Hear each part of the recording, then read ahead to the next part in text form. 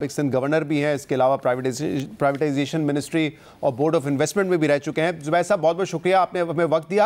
आपको लग रहा है कि ये बजट जो है उससे कोई बहुत ज़्यादा डायरेक्शन बदलने वाली है? जो हम पहले भी आपसे भी बात करते हुए आए मुख्तलिफ प्रोग्राम में कि अक्रॉस द बोर्ड टैक्सेशन का निज़ाम आ जाएगा और आपने जो है एनर्जी सेक्टर में रिफॉर्म्स लेकर आने, इस बजट में कोई ऐसी चीज़ें आपको नज़र आ रही होती?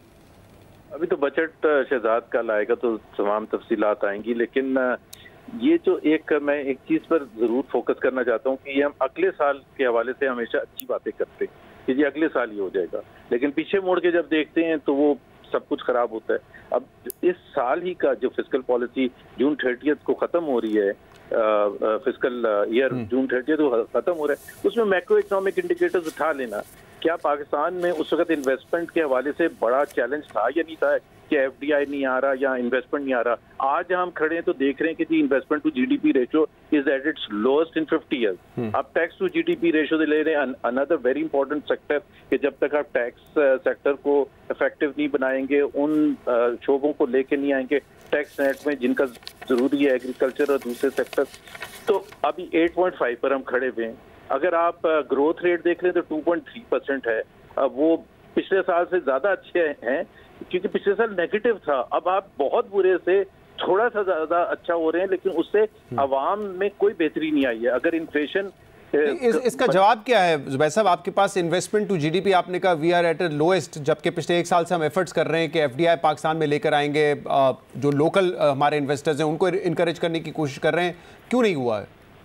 एक तो सबसे बड़ी वजह यह है कि मेरा ख्याल है, I don't know, this is too blunt, शपर की तरह का मैं स्टेटमेंट दे रहा हूँ कि इनकॉम्पिटेंस इतनी ज्यादा है कि आपने खुद देखा कि मुसद्दिक मलिक जो कि पढ़े लिखे मिनिस्टर हैं, उन्होंने खुद कहा कि अब सरकार ने महसूस किया कि हमारे पास तो पेपर वर्क करने की एहलियत नहीं है। This is his exact word. जी, मेरे ही प्रोग्राम में कहा था जी। एग्जैक्टली।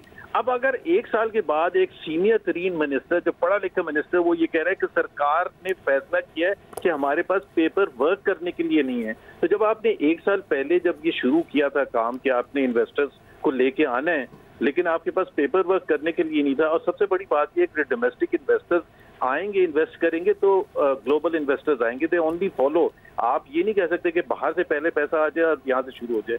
इसी तरह से टैक्स नेट में अगर हमने किसी को लाना था तो वी हैव फेल्ड मिजरेबली।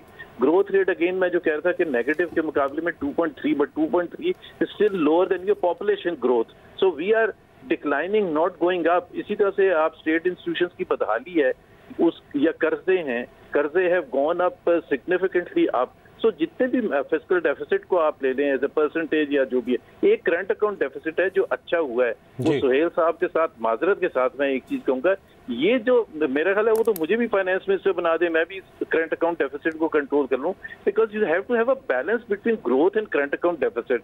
ये तो नहीं हो सकता कि आप गाड़ियां चलानी बंद कर दें और फिर साल के बाद कहें कि जी देखिए पेट्रोल हमने खत्म कर दिया, उसको खर्चा कम कर दिया, एट व्हाट कॉस्ट?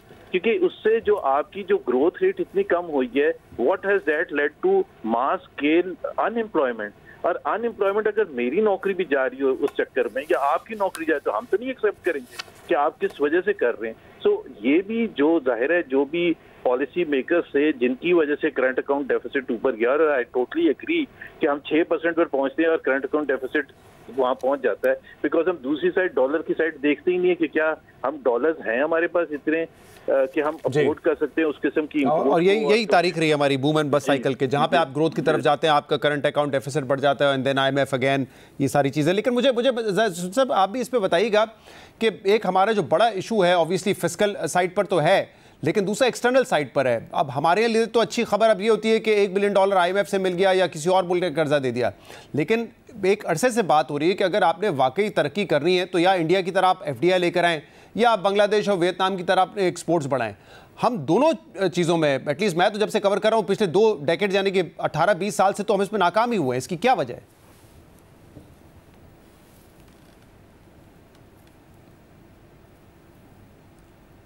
जी सोहेल साहब, आवाज़ आ रही है आपको? जी, मुझे आवाज नहीं आई थी, दोबारा आप जी रिपीट सुन साहब, मैंने कहा कि हमारे लिए तो अब अच्छी खबर ये होती है कि आईएमएफ का प्रोग्राम मिल जाए, कोई और मुल्क कर्जा दे दे, लेकिन अगर वाकई हमने तरक्की की तरफ जाना है तो या तो हम वियतनाम की तरह अपने एक्सपोर्ट्स बढ़ाएं, बांग्लादेश और वियतनाम की तरह, या हम इंडिया की तरह अपने एफडीआई में इजाफा करें। लेकिन पिछले 18-20 साल से ये बातें ही हो रही हैं, इसमें कोई कामयाबी हमें हासिल नहीं हुई है। इसकी क्या वजह है? नहीं शहजाद, देखिए ये तो हकीकत है जो आपने बात की। अब प्रॉब्लम पाकिस्तान का सबसे बड़ा, आपको भी पता है, मुझे भी पता है, पॉलिटिकल स्टेबिलिटी है। तो पिछले 15 सालों में और ख़ास तौर से पिछले 5-6 सालों में जो पॉलिटिकल इंस्टेबिलिटी होती है, तो फिर आप जो है अपनी सीट बचाने पे और दूसरी चीज़ों पे तवज्जो देते हैं। दूसरी जानिब जो पाकिस्तान का डेट प्रोफाइल अब इतना ख़राब हो चुका है कि अब तो जो सर्वाइवल है वो ये होती है, इसीलिए मैं कह रहा हूँ आईएमएफ की बात होती है कि हमें डेट रिपेमेंट पे पहले तवज्जो देनी है। तो आई थिंक पहले तो हम जो चैलेंजिंग काम है पॉलिटिकल स्टेबिलिटी का, वो अचीव करें, और उसके साथ हम जो डेट रिपेमेंट है या डेट सस्टेनेबिलिटी है उसको अचीव करें, जिसके लिए मुझे लगता है कि 2 से 3 साल लगेंगे। अगर ये 2-3 साल पॉलिटिकल स्टेबिलिटी रहती है और 2-3 साल आईएमएफ के थ्रू हमारी डेट रीपेमेंट स्मूथली होती है, तो फिर ग्रेजुअली बहुत ह्यूज एक्सपोर्ट ग्रोथ या बहुत ह्यूज एफडीआई पे हम सोच सकते हैं। इससे पहले सोचना मेरे ख्याल में फजूल है, क्योंकि जब आपके पास डॉलर्स ही नहीं है तो कॉन्फिडेंस जो है ना फॉरेन इन्वेस्टर्स का आएगा ना लोकल इन्वेस्टर्स का आएगा। दूसरी जानिब जब एक्सपोर्ट्स के लिए आपको, जो बांग्लादेश की आप एग्जांपल देते हैं, बांग्लादेश में सस्ती बिजली सस्ता गैस दिया गया। अब सस्ती बिजली सस्ता गैस तो जब आप दे सकते हैं ना कि जब आपके पास फिस्कल डेफिसिट 4-5% हो, जो बांग्लादेश में है। मगर पाकिस्तान का तो पिछले 6 साल का फिस्कल डेफिसिट 7 से 8% है। तो ये तो हम अफोर्ड ही नहीं कर सकते कि एक चीज 100 रुपए की है वो इंडस्ट्री को 70 रुपए की दे। तो मेरे ख्याल में तो उसका हल शायद यही है कि आपको अगले 2-3 साल स्टेबिलिटी के, या जिसको हम मॉडरेट ग्रोथ कहते हैं, जिसका मतलब है 3 से 4% ये रखकर आपको अपने डेट लेवल्स को रिलेटिव टर्म्स में कम करना है, इन्फ्लेशन को कम करना है। और जब ये 3 साल में अगर हो जाएगा तो फिर जाके हम बहुत बड़ी कोई एफडीआई या एक्सपोर्ट्स ग्रोथ की तरफ तवज्जो दे सकते हैं।